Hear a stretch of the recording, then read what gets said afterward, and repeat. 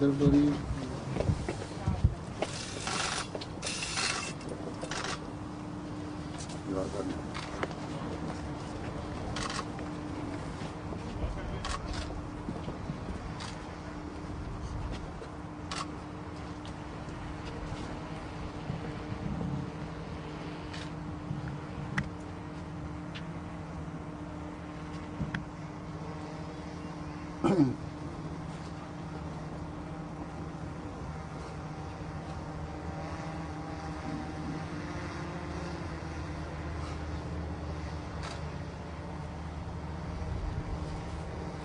آمين.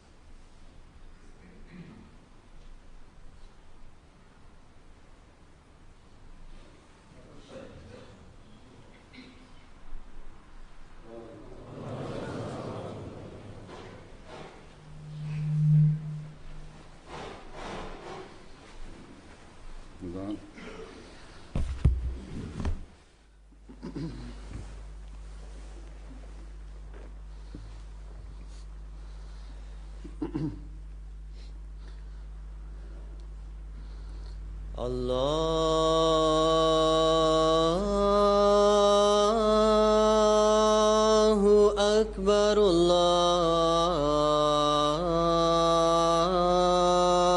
الله أكبر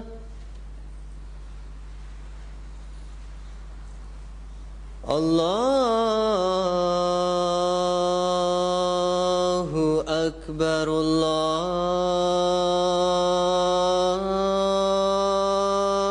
الله أكبر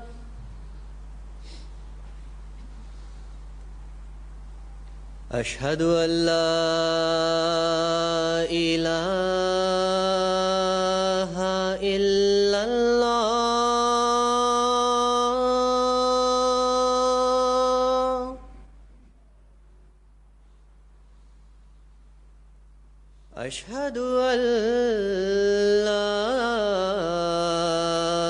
إله إلا الله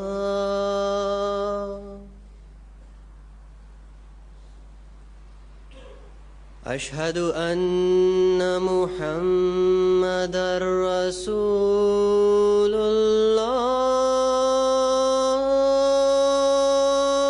الله أشهد أن محمدًا رسول الله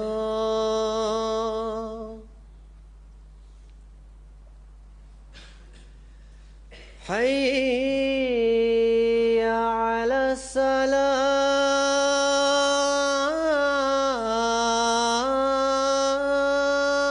الصلاة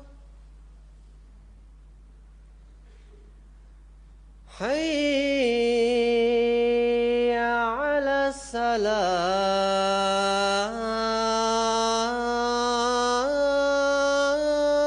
الصلاة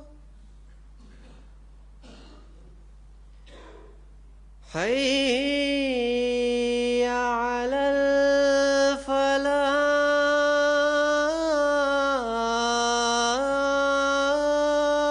الفلاح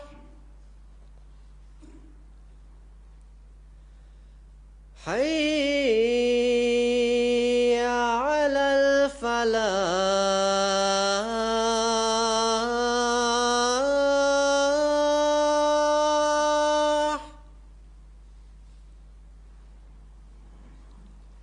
الله أكبر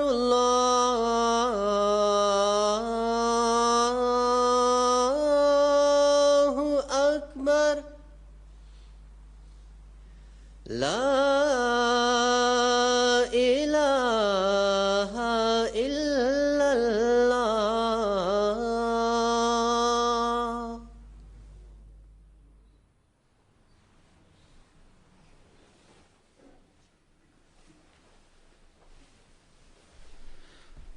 السلام عليكم ورحمة الله.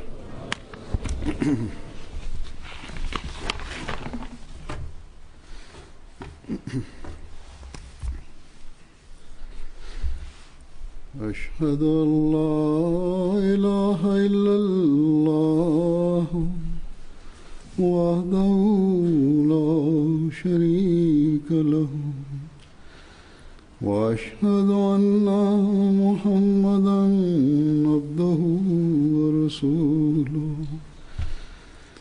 أما بعد فأعوذ بالله من الشيطان الرجيم بسم الله الرحمن الرحيم الحمد لله رب العالمين الرحمن الرحيم مالك يوم الدين إياك نعبد وإياك نستعين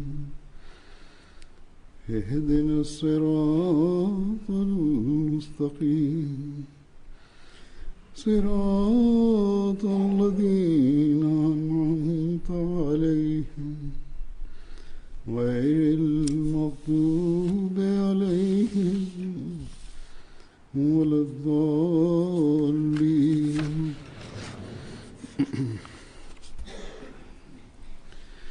إنما يعمر مساجد الله من آمن بالله واليوم الآخر وأقام الصلاة وآتى الزكاة ولم يخش إلا الله فعسى أولئك أن يكونوا من المهتدين.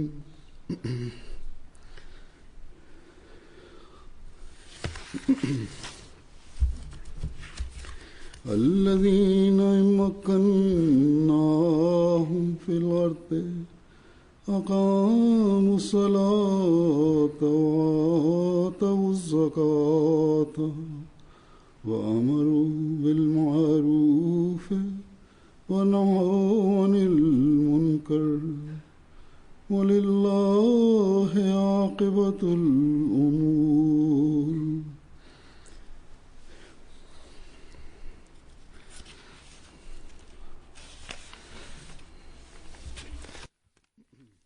Alhamdulillah, Allah a permis à la Jamaat Ahmadiyya de la Suède de bâtir aujourd'hui sa deuxième mosquée,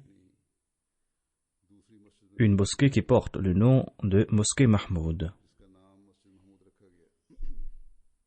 Les hommes et les femmes confondus ont fait preuve d'une très grande sincérité dans le cadre de la construction de cette mosquée par la grâce d'Allah. C'était un très grand projet par rapport à la taille de la Jamaat de la Suède qui est très petite. Ainsi donc, ce projet était un très grand projet par rapport à la taille de cette mosquée. La Jamaat de la Suède comprend des chômeurs, des vieux, des enfants, ainsi que des femmes au foyer.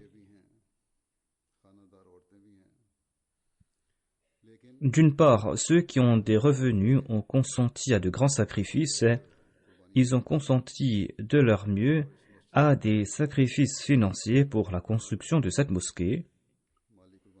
D'autre part, les femmes et les enfants ne sont pas restés en arrière. Et ces femmes et ces enfants ont présenté les exemples de ceux qui préfèrent la foi à ce monde dans le cadre de la construction de cette mosquée.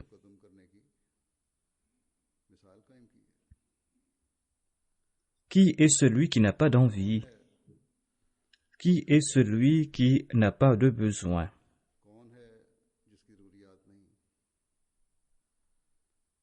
Nous vivons à une époque où d'innombrables objets matériels attirent notre attention. Et face à cette situation, l'on ne peut qu'être ébahi face aux sacrifices financiers des Ahmadis.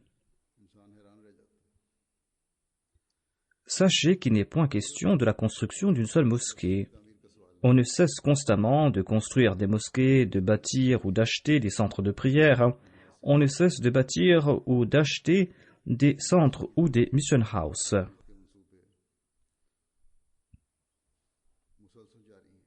En sus de cela, il y a d'innombrables autres dépenses, ainsi que d'autres projets partout dans le monde. Les membres de la communauté contribuent aussi dans d'autres fonds.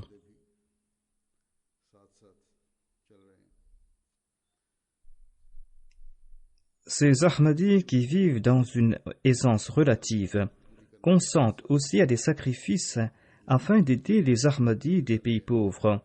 Ils consentent à ces sacrifices tout en subvenant à leurs besoins et tout en contribuant à la construction de leurs édifices. En dépit de leurs sacrifices, les Ahmadis des pays pauvres n'arrivent pas à combler leurs besoins en raison de leur situation économique précaire. Et les Ahmadis qui connaissent une meilleure situation comblent les besoins de ces Jamaat en offrant leur soutien financier.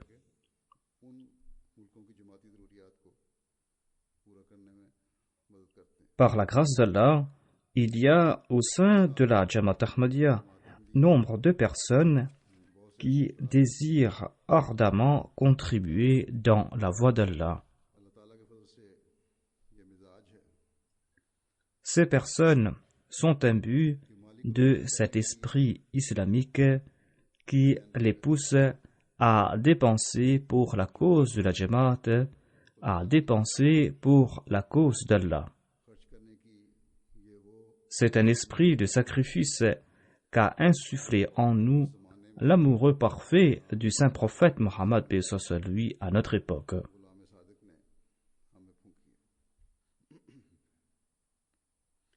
Le Messie premier Islam a exprimé sa surprise en voyant les sacrifices financiers des membres de la Jamaat. Et aujourd'hui encore, ces sacrifices des Ahmadis nous étonnent. Tout cela n'est que l'accomplissement des promesses faites par Dieu au Messie premier Islam, accomplissement qui s'est fait par l'entremise de la grâce divine. Dieu avait promis au Messie premier Islam qu'il allait combler ses besoins.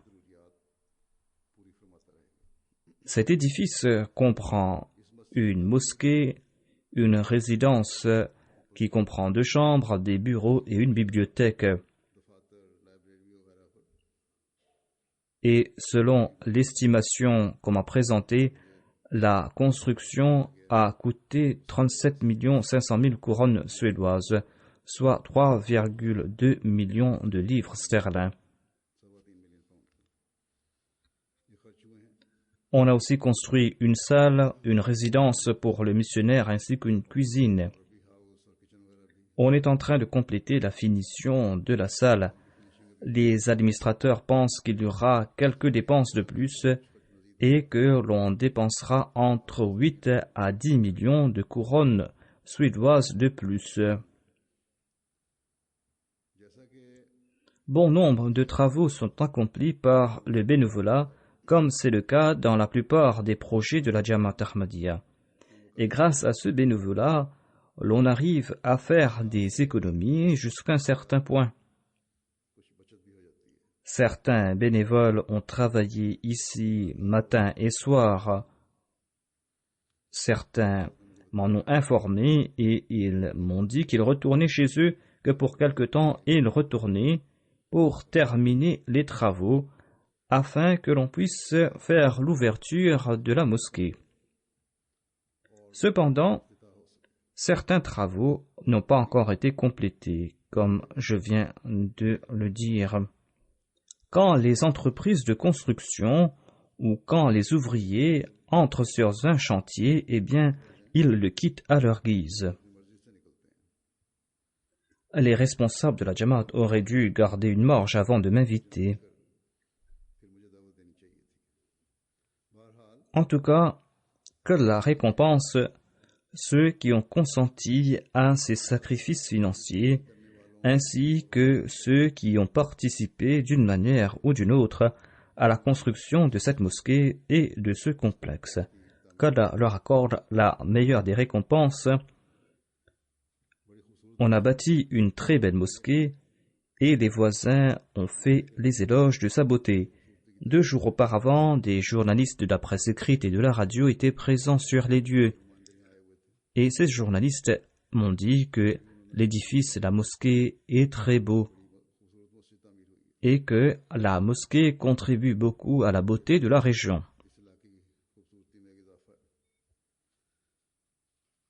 Je vous présente quelques exemples du sens du sacrifice des enfants et des grands. Une fille de 11 ans a offert quelques centaines de couronnes suédoises et elle a dit qu'elle a économisé son argent de poche depuis quelque temps et qu'elle offrait cette somme pour la construction de la mosquée. Il y avait une fille de 10 ou 11 ans qui est venue voir l'amir ou un des responsables qui collectait des fonds. Et cette jeune fille a offert 500 couronnes suédoises. La jeune fille a raconté qu'elle avait 2 perroquets qu'elle a vendus et elle a offert cette somme pour la construction de la mosquée. Dans ces pays occidentaux, les gens aiment avoir des animaux de compagnie. Cette fille Ahmadi, quant à elle, n'a pas préféré, comme les enfants d'ici, ces animaux de compagnie. Elle a préféré la construction de la maison d'Allah à sa passion pour les animaux de compagnie. La vraie passion, la vraie ferveur, la vraie priorité doit être le plaisir de Dieu. Et seuls les enfants Ahmadis peuvent comprendre cela. Des enfants Ahmadis qui, depuis leur tendre enfance, ont compris que celui qui participe dans la construction d'une mosquée se bâtit une maison au paradis, comme nous l'a annoncé le saint prophète Mohammed sallallahu alayhi wa sallam. Le saint prophète Mohammed sallallahu alayhi wa sallam a aussi déclaré que le meilleur lieu dans la ville est la mosquée. Le saint prophète Mohammed sallallahu alayhi wa sallam a aussi déclaré que nous devons bâtir des mosquées parmi les tribus, que l'on doit bâtir des mosquées dans des quartiers, dans des villes. Et c'est suite à cette injonction que nous tentons de bâtir des mosquées partout. Nombre de journalistes me demandent lors de mes visites « Pourquoi avez-vous bâti une mosquée ici ? Quelle est la particularité de ce lieu ?» D'aucuns m'ont posé cette question ici à Malmö. Malmö ni aucun autre lieu n'a de particularité. Notre but est de construire des mosquées afin que, là où sont réunis quelques Ahmadis, ils puissent accomplir leur devoir d'adoration. Il y avait une jeune femme qui était restée à la mosquée pour l'itikaf. Elle a contacté les responsables et elle a offert ses bijoux pour la construction de la mosquée. Apparemment, ce n'étaient pas des bijoux qui coûtaient très cher, mais c'était les seuls qu'elle possédait, c'était ses seules économies, c'étaient les bijoux que ses parents lui avaient offerts en cadeau. En offrant ces bijoux aux responsables concernés, la jeune femme a insisté qu'on ne devait pas en informer ses parents, à savoir qu'elle avait offert ces bijoux comme contribution. Il y avait aussi une autre jeune femme, Wakfenau, qui a pris tous ses bijoux et son argent de poche, les a placés dans une enveloppe et les a placés sous l'oreiller de son père avec une lettre. Dans la lettre, elle disait à son père, « Voilà tout ce que je possède, je n'ai rien de plus que je puisse présenter à Dieu pour la construction de cette mosquée. » Il y a d'autres jeunes femmes qui viennent de se marier et qui n'ont même pas tiré plaisir de porter leurs bijoux et qui les ont offerts pour la construction de la mosquée. Nombre de maris avaient fait des promesses importantes concernant la dot de leurs épouses et qui avaient déjà offert à ces dernières leur dot. Ces femmes ont offert leurs bijoux et leur économie pour la construction de la mosquée. Il y avait deux femmes qui n'avaient rien pour contribuer, qui ne possédaient rien. Cependant, elles avaient hérité des maisons de leur père au Pakistan. Elles ont vendu ces maisons et ont offert la somme pour la construction de la mosquée, des sommes importantes qui dépassaient les centaines de milliers. Il y avait un jeune qui avait promis de contribuer une somme importante et une partie de cette somme était de la part de sa femme. Mais malheureusement, le couple s'est séparé et quand on a contacté le jeune homme concernant sa promesse, eh bien, le père du jeune homme a dit que l'ex-épouse de son fils paiera ce qu'elle avait promis, car il y a eu séparation. Mais le jeune homme a répondu, « J'avais fait la promesse de la part de ma femme, en dépit de notre séparation, je compléterai cette promesse et je paierai le tout. » Ailleurs, nous voyons ceux qui n'accordent pas à leurs épouses ce qui leur revient de droit. Et on doit prendre des sanctions contre ces personnes lorsqu'ils refusent d'accepter la décision de la qada, en dépit du fait que c'est là une obligation de leur part, en dépit du fait que c'est là le droit de la femme que de recevoir sa dot. Or, nous voyons ici un autre exemple. En dépit de la séparation, eh bien, ce jeune homme a honoré sa promesse. Voilà ces personnes qui méritent le titre de croyants. Il y avait un jeune de Malmo qui travaillait à temps partiel. Quand on lui a demandé d'augmenter sa promesse, il l'a augmenté de 10 000 couronnes suédoises à 100 000 couronnes suédoises. Et la semaine d'ensuite, il a offert 50 000 couronnes à la mosquée. Quand on lui a demandé où il avait trouvé cette somme importante, parce que sa situation ne permettait pas qu'il contribue autant, aussi rapidement, et d'ailleurs sa contribution était étalée sur 1 an ou 2, eh bien, il a dit que j'ai vendu ma voiture et j'ai contribué tout ce que j'avais économisé. Suite à ce sacrifice de sa part, Dieu lui a accordé un emploi à plein temps et il a pu acheter une meilleure voiture. Ainsi, voilà l'esprit de sacrifice que nous voyons chez nombre d'Ahmadis. Ce n'est pas une spécificité de ce pays. Par la grâce de Dieu, il y a beaucoup d'Ahmadis de cette catégorie éparpillés partout dans le monde. Il doit y avoir d'autres exemples de ce genre. J'en ai présenté que quelques-uns.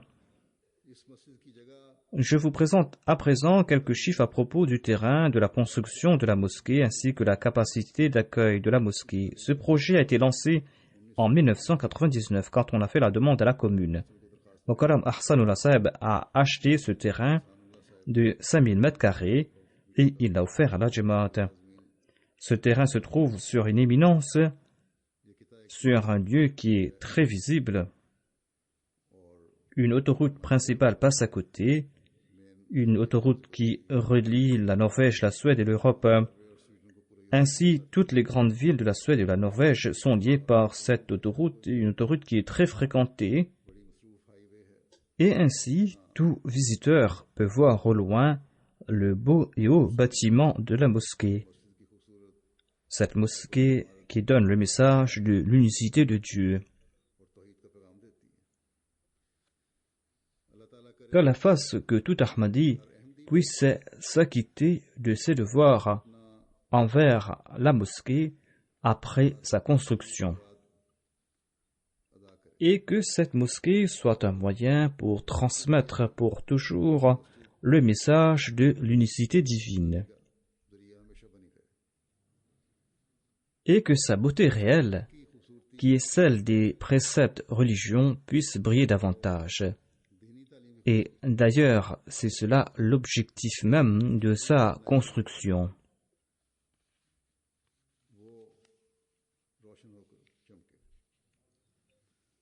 La surface construite de ce complexe est de 2353 mètres carrés et comprend 5 bâtiments. Il y a la mosquée Mahmoud qui a une superficie de 1494 mètres carrés, environ 1500 mètres carrés. Il y a une salle sportive qui fait 250 mètres carrés. Il y a aussi d'autres bâtiments. La mosquée comprend 2 salles, une au rez-de-chaussée et l'autre au premier étage, 2 salles pour les hommes et pour les femmes.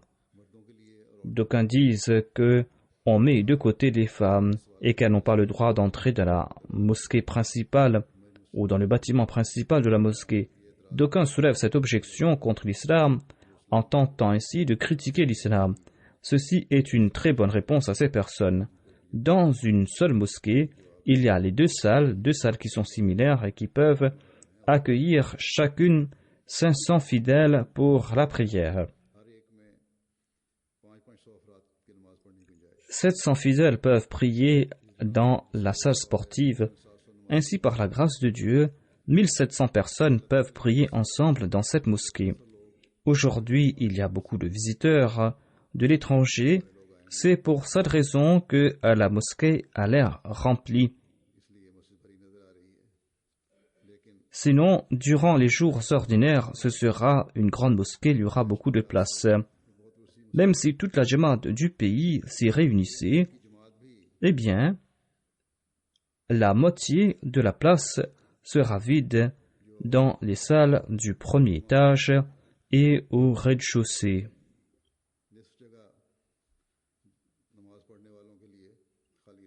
Il incombe ainsi aux Ahmadis d'ici d'accroître leur nombre. C'est là une responsabilité qui leur incombe.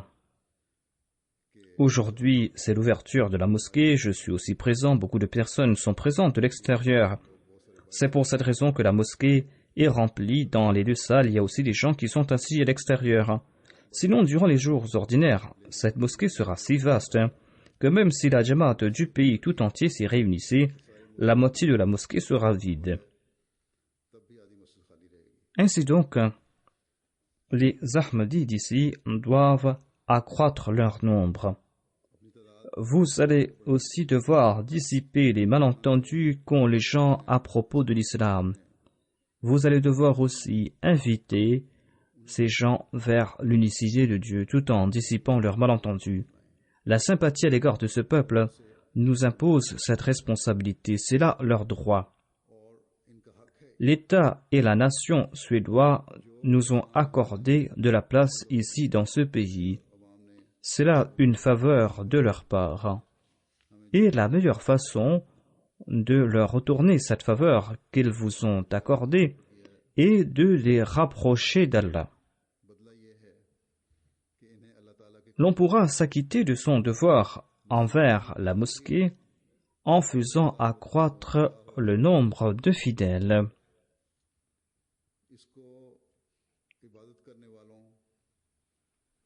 Il faudra en personne venir y prier. Il faudra aussi prêcher son message. Il faudra faire connaître le message de l'islam aux autres. Et le Messie premier l'islam a attiré notre attention à ce propos. Il a attiré notre attention à ce propos dans un de ses écrits. Il déclare à cet effet: aujourd'hui, notre communauté a grand besoin de mosquées. Les mosquées sont les maisons d'Allah. Si nous en construisons dans une ville ou dans un village, eh bien, notre Jamaat y progressera. Ce sera la base du progrès de notre Jamaat. Si une ville ou un village ne compte pas beaucoup de musulmans, ou s'il n'y en a pas du tout et que vous désirez que l'islam y progresse, construisez-y une mosquée, et Dieu lui-même attirera les musulmans. Les musulmans viendront et le nombre de personnes qui vont venir y prier augmentera. Mais la condition est que l'intention doit être sincère quand on érige ce lieu de culte. Il ne faut pas qu'elle soit ternie, cette intention, par des desseins égoïstes ou néfastes. Et c'est là que Dieu bénira cette œuvre. La condition, c'est la sincérité de l'intention. Et il faudra se départir de toute idée néfaste, de tout égoïsme. Et il faudra bâtir cette mosquée uniquement pour la cause d'Allah. Quand on bâtit cette mosquée uniquement pour la cause d'Allah, eh bien, elle sera amplement bénie. Le Messie promet alayhi salam ajoute: notre Jamaat doit posséder sa mosquée avec son imam, un imam qui va y prêcher, et tous les membres de la Jamaat doivent venir y prier en congrégation. Le Messie promet alayhi salam déclare: l'unité et l'accord sont porteurs de grandes bénédictions. C'est là un point important. Tous les Ahmadis, qu'ils soient de la Norvège, du Danemark ou d'ailleurs, doivent comprendre que la mosquée a pour but de forger l'unité au sein de la Jamaat. Ainsi, il faudra tenter de préserver cette unité. Le Messie promet l'Islam ajoute: la dispersion engendre la désunion, et en ces temps, il faudra favoriser l'unité et l'accord dans une grande mesure. Il faudra accroître l'unité, l'amour, l'affection, dit le Messie promet l'Islam. Il dit: mettez de côté ces querelles insignifiantes qui engendrent la division. Mettez de côté ces doutes, ces malentendus. Mettez de côté ces querelles insignifiantes qui engendrent la division, dit le Messie promet l'Islam. Nous avons prêté allégeance au Messie promet l'Islam pour la raison suivante. Non seulement les musulmans ont-ils oublié les préceptes de l'islam, ils ont ancré en islam des innovations, ils ont attisé le sectarisme, ils ont oublié les valeurs de l'islam, voire ils ont oublié les valeurs morales tout court. Nous devons, quant à nous, éviter pareils mots. Au lieu d'accorder de l'importance à nos personnalités, nous devons tenter de chercher le plaisir divin. Nous devons tirer des leçons de la situation des autres et nous devons forger cette unité.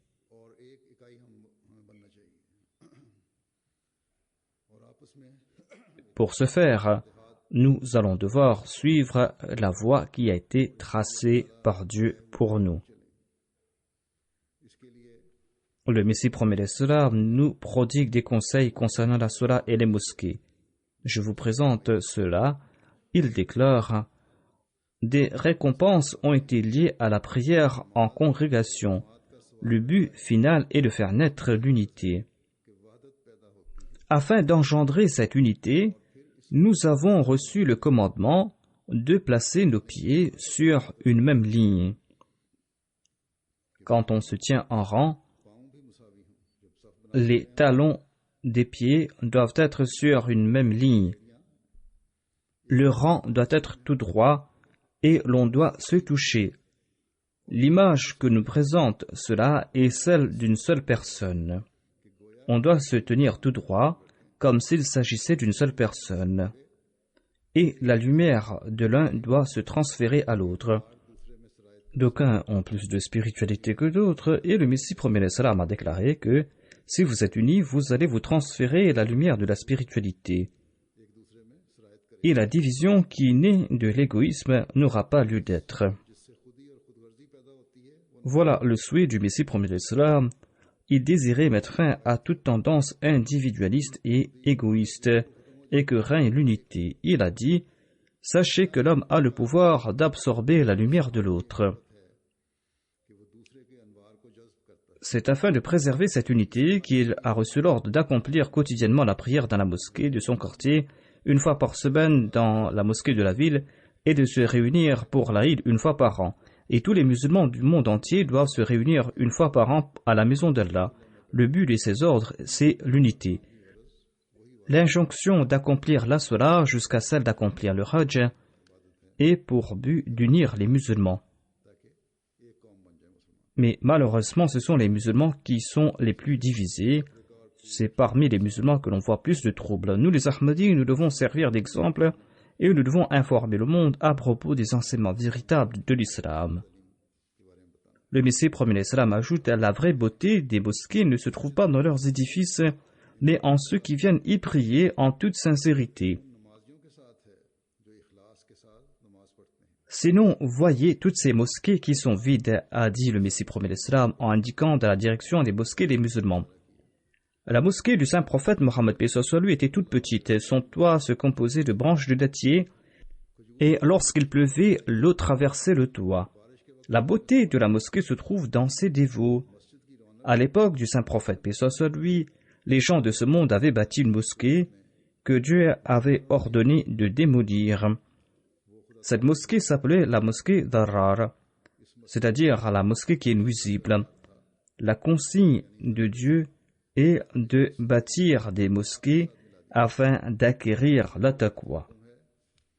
Ainsi, nous avons vu l'esprit de sacrifice dont ont fait preuve les hommes et les femmes et les enfants dans le cadre de la construction de cette mosquée, en particulier chez les enfants qui ont consenti à des sacrifices empreints d'abnégation, des sacrifices innocents, des sacrifices exempts de tout artifice. Tout cela prouve que les préceptes du Messie premier d'Islam et ses prières nous ont fait saisir l'importance, en général, de préférer la foi à ce monde. Nous ne bâtissons pas des mosquées motivées par des intentions matérielles. Elles sont bâties exclusivement pour l'adoration de Dieu.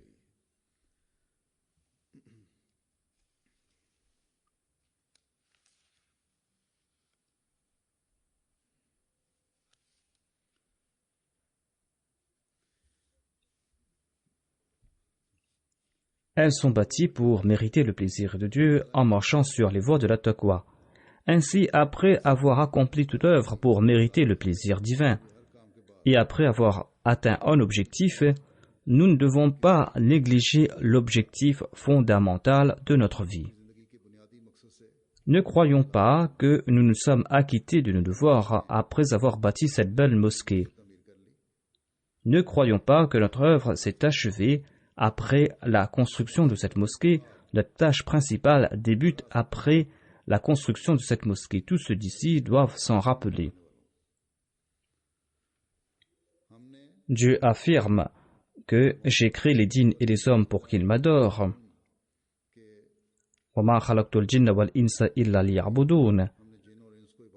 N'oublions jamais nos devoirs dus envers l'adoration de Dieu. Et c'est en augmentant le nombre de fidèles que l'on pourra au mieux nous acquitter de ce devoir, tout comme je l'ai mentionné dans un hadith au préalable. Et vous verrez l'expression d'amour d'Allah envers ses serviteurs et comment il leur accorde des faveurs. Par l'entremise du saint prophète Mohammed sallallahu alayhi wa sallam, Allah nous informe que la récompense de celui qui prie en congrégation dans la mosquée sera multipliée par 27. Selon Abu Huraira, dans un hadith, le saint prophète Mohammed paix soit sur lui a déclaré que la prière accomplie en congrégation est 27 fois supérieure ou 25 fois supérieure à la prière accomplie à la maison ou au marché. La raison à cela est lorsque il accomplit très bien ses ablutions et lorsqu'il sort pour accomplir la salat à la mosquée, avec pour objectif d'accomplir la salat, eh bien son statut sera élevé d'un niveau à chaque pas qu'il fera, et à chaque pas qu'il fera, ses péchés diminueront d'un péché.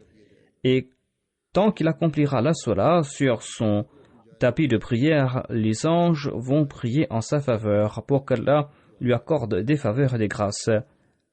Les anges vont prier: ô Allah, accorde-lui ta miséricorde, accorde-lui ta grâce et pitié de lui. Le saint prophète a ajouté: vous serez en l'état de prière tant que vous allez attendre la salat. Ne croyez pas qu'Allah ne vous récompensera pas pour votre attente. L'attente sera aussi récompensée selon le saint prophète Mohammed paix soit sur lui. Dans un autre récit, notre bien-aimé prophète sallallahu alayhi wa sallam a déclaré: Allah préparera à recevoir au paradis celui qui visite la mosquée matin et soir. Celui qui visite la mosquée, celui qui vient à la mosquée pour prier, sera donc l'invité d'Allah.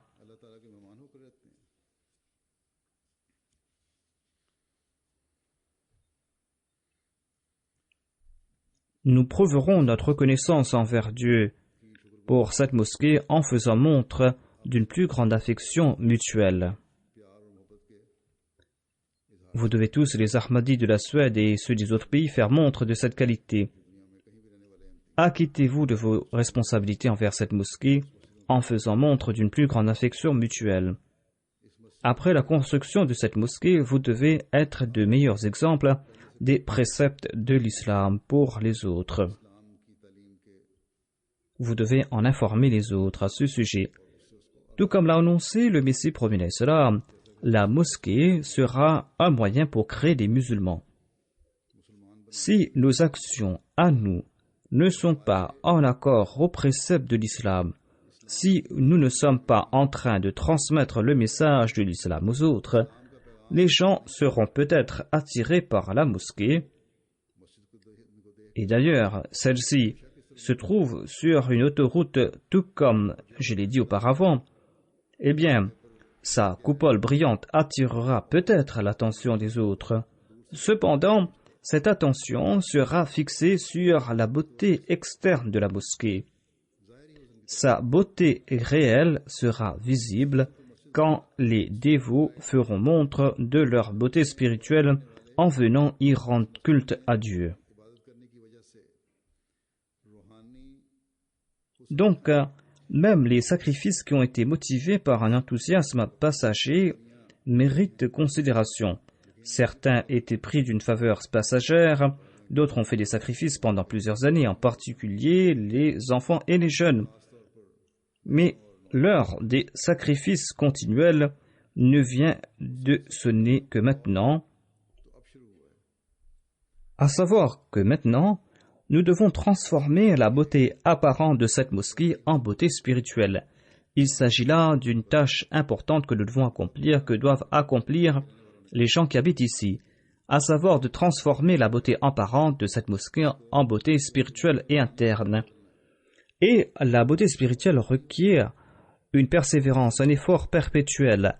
Donc chaque Ahmadi doit promettre de persévérer sur la voie de cette beauté spirituelle. J'ai cité des versets au tout début du sermon, et dans le premier verset, qui est de la sourate At-Tawbah, Allah dit ceci. Je vous présente la traduction. Allah déclare: assurément, celui-là seul est digne de maintenir les mosquées d'Allah, celui qui croit en Allah et au jour dernier, et observe la salat et paie la zakat, et qui ne craint nul autre qu'Allah. Voilà donc ceux qui ont bien plus de chances d'être comptés parmi les bien guidés. Ainsi, la finalité de la construction d'une mosquée est d'établir la foi en Allah, et cette foi en Allah ne sera parfaite que lorsqu'on se protège de toute forme de polythéisme, lorsqu'on considère que Dieu seul est pourvoyeur. On trouve mention aussi de la foi dans l'au-delà. C'est un sujet qui mérite d'autres explications, mais si on ne se focalise que sur un seul point qui concerne l'au-delà, à savoir que l'au-delà est bien meilleur que cette vie d'ici-bas, si l'on se focalise sur cette question, eh bien, on pourra en tirer de nombreux enseignements, à savoir que, au lieu de dépenser toutes nos forces dans l'acquisition des choses futiles de ce monde, on doit faire des efforts pour mériter des récompenses dans l'au-delà. Allah déclare dans un autre verset du Saint-Coran, وَلَدَارُ الْآخِرَةِ خَيْرٌ لِلَّذِينَ اتَّقَوْا وَلَدَارُ الْآخِرَةِ خَيْرٌ لِلَّذِينَ اتَّقَوْا. Les habitations de l'au-delà sont bien meilleures pour ceux qui marchent sur les voies de la taqwa. Le croyant a bâti une maison dans l'au-delà en construisant une mosquée ici-bas. Mais la fréquentation de cette mosquée, de cette habitation, dépend de la taqwa. Ainsi, le but de la construction de la mosquée repose sur la taqwa. Et au sujet de la taqwa, le Messie promet l'Islam déclare: afin d'être muttaqi, il est important, après avoir renoncé aux grands péchés comme la fornication, le vol, le fait d'usurper les droits des autres, l'hypocrisie, l'ostentation, l'orgueil, le mépris, l'avarice. Quand on a évité ces grands péchés, il faudra progresser et faire développer de hautes valeurs morales. Il faudra mettre de côté ces bassesses morales et adopter de grandes qualités. Non seulement qu'il faudra adopter ces qualités, mais il faudra aussi progresser dans ces domaines. Il faudra traiter les autres avec courtoisie, avec politesse, avec sympathie. Voilà les excellences, voilà la taqwa. À savoir que l'on doit traiter autrui avec courtoisie, avec politesse, faire preuve de sympathie à leur égard, indépendamment de leur croyance, qu'ils soient musulmans ou non musulmans. Il faut montrer une vraie loyauté envers Dieu. Il faut faire preuve de sincérité à l'égard de Dieu. Il faudra chercher la station louée et de servir les autres. Et c'est là que l'on va mériter le plaisir divin. L'homme sera appelé muttaqi en respectant ses préceptes.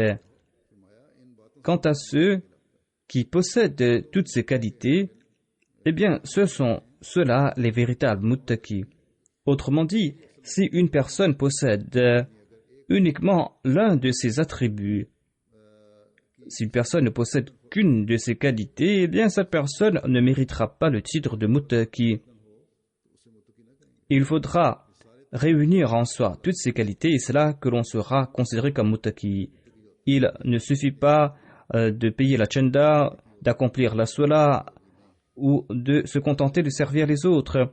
Il faudra payer la zakat, accomplir la salat, servir l'humanité, traiter les autres avec courtoisie et posséder ces qualités. Voilà comment on devra agir pour devenir muttaqi. Tant qu'on ne possède pas toutes ces qualités ensemble, l'on ne méritera pas le titre de muttaqi, dit le Messie premier alayhi salam. Tout comme je l'ai dit, nos responsabilités ne cessent d'accroître. Et afin d'accomplir le devoir envers cette mosquée, nous allons devoir apporter en nous une très grande révolution. Ensuite, dans ce verset, on a attiré notre attention vers l'observance de la salat, c'est-à-dire le fait de prier 5 fois par jour en congrégation. La beauté de cette mosquée est qu'elle doit être embellie par ses adorateurs.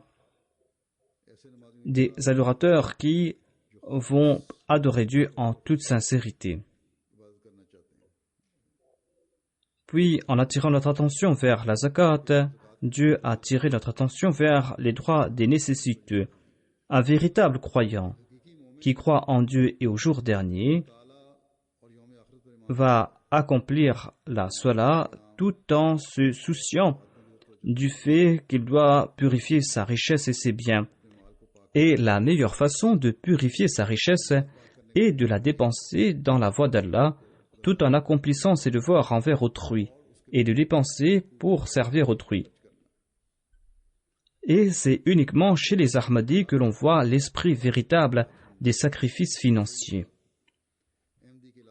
Dieu a évoqué à maintes reprises la zakat ou l'aumône dans le Saint-Coran.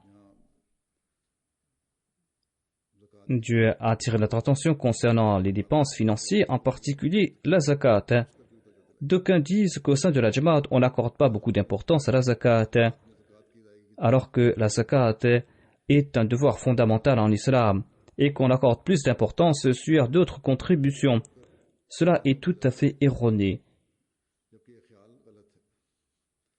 On rappelle aux gens qu'ils doivent payer la zakat de manière récurrente à ces gens sur qui la zakat est obligatoire. Je me suis appesanti sur ce sujet à plusieurs reprises dans le passé dans mes sermons. Et comment est-il possible qu'on n'attire pas l'attention des gens concernant la zakat, car le système du califat est profondément lié avec la zakat. Dans le verset suivant, le verset prophétisant l'institution du califat dans le Saint-Coran, un verset qui est connu comme le verset Istikhlaf, et bien de le verset qui suit le verset Istikhlaf, Dieu a attiré notre attention concernant la prière et les zakats.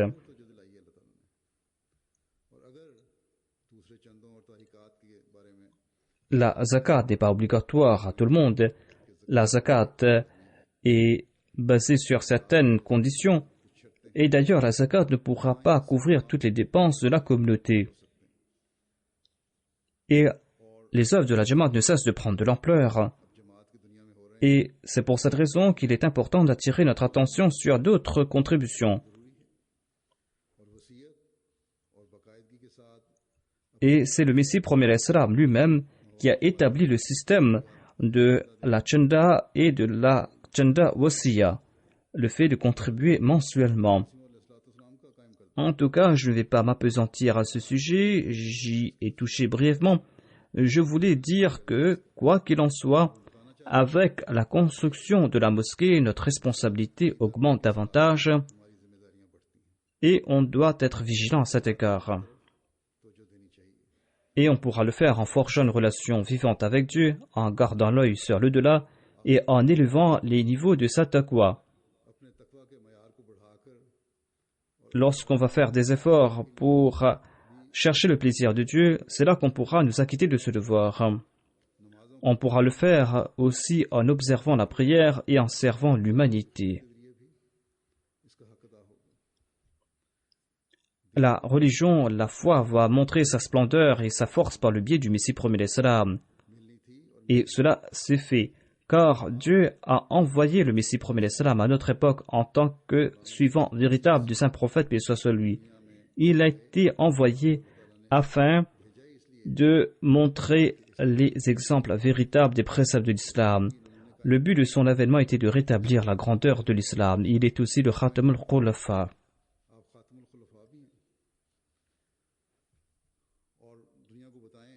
Il est venu afin de montrer la beauté de l'islam.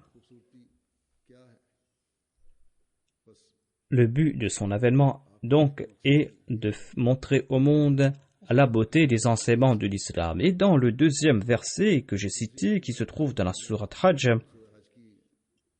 Dieu a évoqué ceux qui, après avoir reçu le pouvoir, possèdent différentes qualités.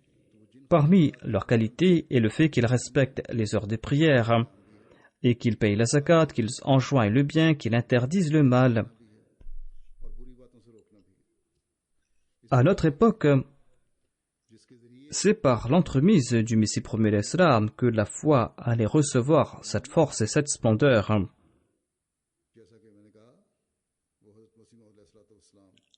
Et c'est par l'entremise du Messie premier l'Islam qu'on devait établir le système du califat. Et c'est d'ailleurs par l'entremise du Messie premier l'Islam qu'on a établi le système du califat. Et aujourd'hui, l'institution du califat de la Jamaat Ahmadiyya est la seule qui est en train de présenter les véritables enseignements de l'islam dans le monde. C'est ce califat qui est en train de transmettre le message de Dieu dans le monde. C'est ce califat qui fait construire des mosquées dans le monde, non pas pour propager le mal, mais pour observer la prière. Et ce sont autant de choses qui accordent de la force à l'islam. Tout cela crée le respect de l'honneur et de la force pour l'islam. Ou par ces moyens, l'islam reçoit ce respect, cet honneur et cette force.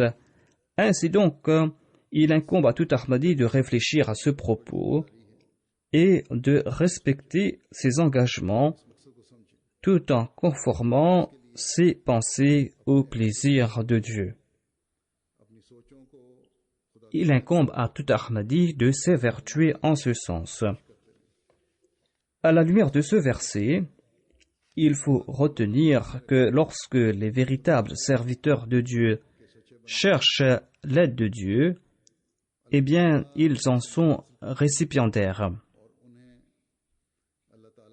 Si l'on est un véritable croyant, quand on va demander l'aide de Dieu, eh bien, on va recevoir ce soutien divin. Ces croyants usent de toutes leurs aptitudes, de toutes leurs capacités pour le bien-être de l'humanité. Voilà un des signes des véritables croyants. Et tout en agissant de la sorte, ils s'accomplissent de leur devoir envers Dieu. Ils craignent Dieu et ils progressent dans leur foi et ils passent leur vie dans la taqwa. Et ils encouragent les autres à accomplir le bien et leur interdisent le mal. Qu'Allah fasse que nous puissions comprendre tout cela, que nous puissions nous acquitter de nos devoirs envers Dieu, que nous fassions accroître cet amour mutuel, que nous puissions accomplir nos devoirs envers la mosquée et que nous puissions accomplir nos devoirs envers la prédication. Il ne faut pas que cette passion pour les sacrifices financiers soit passagère. Il faudra que cette passion soit incessante pour nos développements spirituels. Nous devons agir de la sorte afin que nous puissions respecter l'engagement que nous avons pris au Messie premier l'Islam, le véritable dévot du saint prophète, paix soit sur lui. Qu'Allah nous accorde la possibilité à nous tous d'agir de la sorte.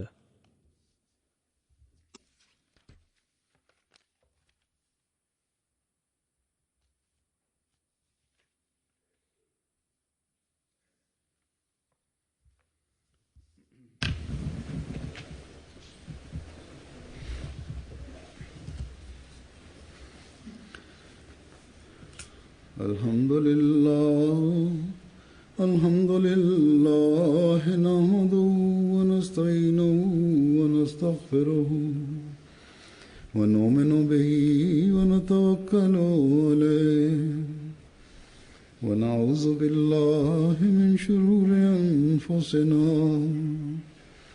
ومن سيئات أعمالنا من يهده الله فلا مضل له ومن يضلل فلا هادي له